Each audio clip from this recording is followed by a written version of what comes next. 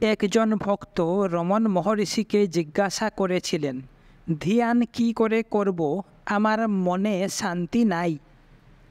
মহর্ষি বলেছিলেন, শান্তি আমাদের প্রকৃত স্বরূপ, এটা লাভ করার কিছু নাই, চিন্তাগুলো বিলুপ করতে হবে।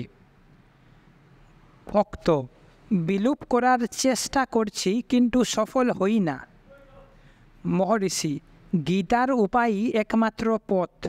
যখনই মন চঞ্চল হয় তখনই তাকে ধরে এনে ধ্যানে বসাও।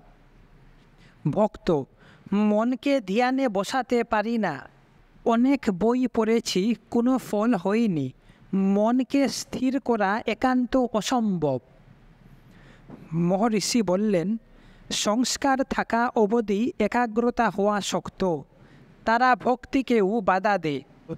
অন্য একজন ভক্ত প্রশ্নকারীকে আমি কে বইটি পড়তে পরামর্শ দিলে, কিন্তু তিনি প্রতিবাদ করার জন্য প্রস্তুত ছিলেন এবং বললেন, আমি ওটাও পড়েছি, তবু মন স্থির করতে পারি না।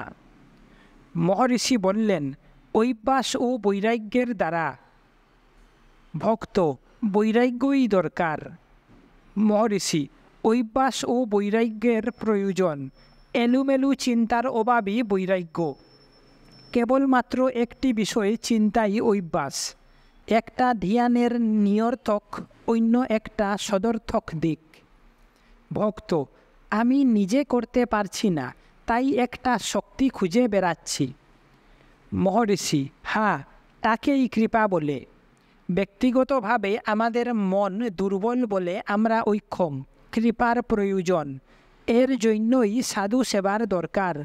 যা হোক, নতুন কিছু পাওয়ার নাই।